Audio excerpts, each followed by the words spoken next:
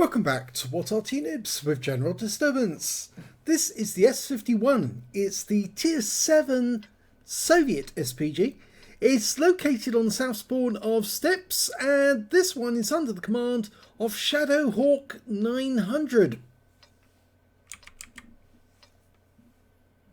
Okay, game started. Now, I think you can tell straight away, it's a very long, thin barrel, and that means it's the BR2 howitzer, not the B4 howitzer, which is the 1050 Alpha, the 203mm. This is the 152mm howitzer,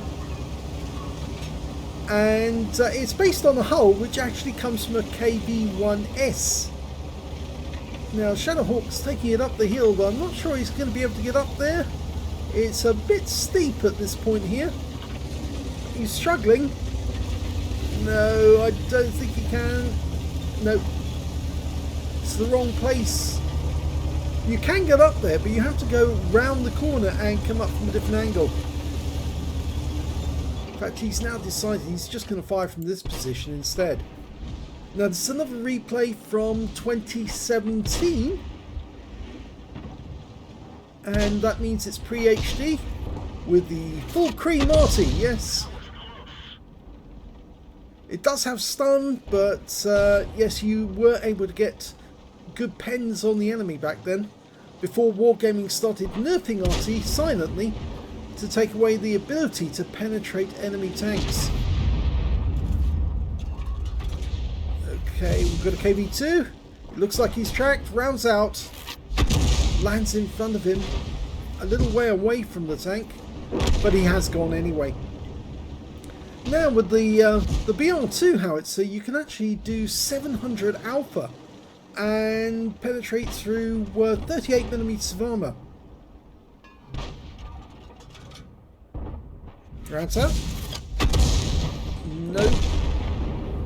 Not as far as we know. That he was aiming at the SU-152. He's now got a Type 59 to aim at, which is a Tier 8 Chinese medium.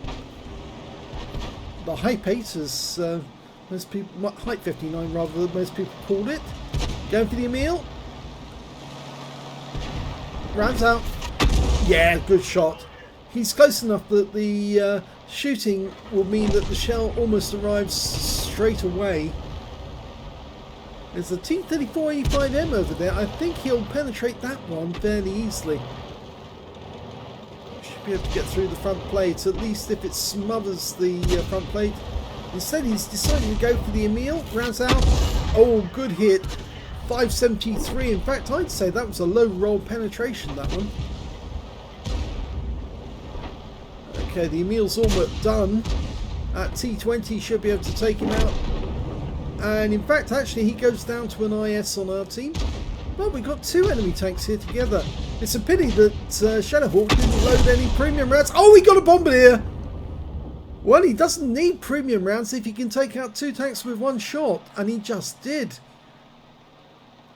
So he's now got 2 kills in with one shell. And I think the rest of the team is saying, okay, look up further up the valley to try and find that SU-152. Now obviously it looks quite a bit different at this end of the map now with the HD maps. There's those separate little hills, but back then it was quite a different job to take down enemy tanks that are holding this position. Well, that went long, but it did stun him, and he did get some stun assist. A short distance away, a VK3001P, which was a medium tank back then, and quite a bit faster. Now it's a heavy tank. Almost ready to shoot. It's backing up, backing up, backing up. Wait a second. That's it. Lead the target. That's it. Rounds out. Good shot. Yes, right on his front. Nicely aimed. Unfortunately, an enemy's turned up at this cap area, and he's just hit us. It's the T-3485M. And Shadowhawk's had to duck down and get behind a rock. Now with that depression in the ground, oh, well, that guy lost his turret, literally lost his head, went straight up, and he was amaracked. So we're back in business. For a second, it looked like Shadowhawk was going to be out the game, but thankfully, he's still able to continue. He might want to think about moving, though, because the enemy Arty might know where he is now, even though the T-3485M couldn't see him when he got behind the rock. He'll know where to look to see the tracer, though. We're aiming for that Scorpion G, hiding behind the railway line, and there's an IKV who's AFK sitting on the cap area. Now obviously you try to take out AFK tanks, but you also want to get the ones who are holding up your teammates. Okay, Wizzy 131G FD, and oh, brilliant shot. That's a kill. Three kills now. It went right into the engine bay. There was no chance that guy was going to survive. Okay, we're now looking for a Tiger. Oh, there's that Scorpion again. He does want that Scorpion because they are quite dangerous with that 128mm gun. Let's see if he can get a shot on him. He's very low on hit points now. Ramps out. Long flight time for the shell. Unfortunately, he didn't lead the target with enough. And I suspect that Scorpion's gone back into those bushes. And he's probably sitting in those bushes waiting for somebody to get close enough so he can hit them. There's only 5 enemy left on the enemy team, and there's 5 on our team as well, funnily enough. Unfortunately, oh, they just lost their M12. He was hiding over in the corner. And the Scorpion G's been spotted again. Time for you to redeem yourself. Come on there, Shadowhawk. Ramps out. Perfect! He judged just how much distance the Scorpion would cover as it moved forward. He got it absolutely right, and those sort of shots are such a reward because you've worked out ahead of time. You've fired at a specific spot and the enemy just drives straight into the shell. And we know the IKV is somewhere around about here because we're looking at the mini-map, and he was last seen in this area. There he is. And he got a splash kill on him as well to win the game with 5 kills. That's 1/3 of the enemy team and 1 short of a Top Gun. Here's the end of battle stats for that game. It was an ace tanker for Shadowhawk 900 in the S-51. He managed to get a bruiser medal for getting at least 5 critical hits. He managed to get 15 in that one, as well as a fighter badge for getting at least 4 kills. He ended up with 5, just 1 short of getting that Top Gun and 1/3 of the enemy team.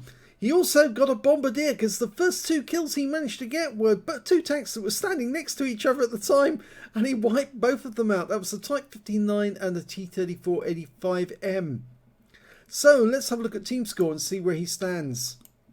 Well, he didn't get the highest damage in the game. Note that went to the T-20, who got 2,961 hit points. And the Scorpion, well, he came third because the Tiger 1 on the enemy team got 2,410. And then we got Scorpion with 2,342. Shadowhawk followed them up with 2,153. So he's actually in 4th place when it comes to damage. When it came to kills, though, he's tops because he managed to get 5. The Scorpion only managed to get 4. And 3 kills went to the T-20. And when it came to base XP, he's actually in 2nd place this time because the T-20 managed to get 1,285, he got 1,182, and they were the only 2 players who managed to get over 1,000, with the Scorpion picking up the rear at 866. He fired 13 rounds in that game, got 6 direct hits and 6 penetrations, 7 splash. Damage of 2,153 hit points, all of it at more than 300 meters. He did get seen by the T-3485M and he did put a round into him which penetrated, but luckily enough his teammate was on the ball and that guy was taken out of the game before he could do any more damage. We can see that Shadowhawk hit 9 of the enemy, killed 5 of them, did 1,419 hit points of stun assist of 8 stuns. On a premium count, he earned 50,133 credits, and after repair and ammunition resupply, took away 32,362 credits profit. 1,773 XP, no multipliers, so that's all the experience points he took away. But a very good game by Shadowhawk 900. I'm sure you can appreciate that the S-51 is not the best Arty in the game. In fact, a lot of players have said they hate it. They would never want to play it again after playing it once. In fact, it is a bit of a puzzle as to why Wargaming took the SU-14-1 out of the game and put it into the collectors tab, when the S-51, which was also on the tech tree, took its place as the Tier 7 Soviet.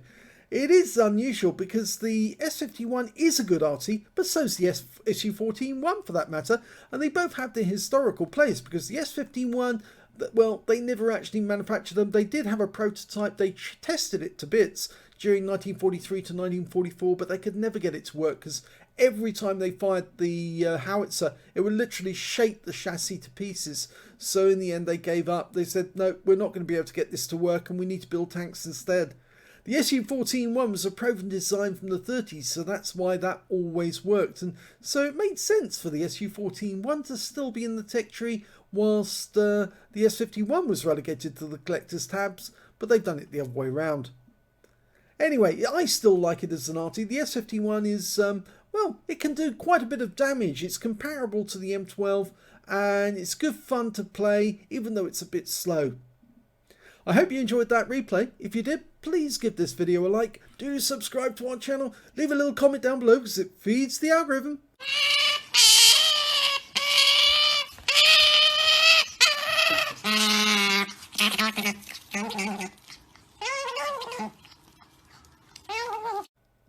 And thank you for watching.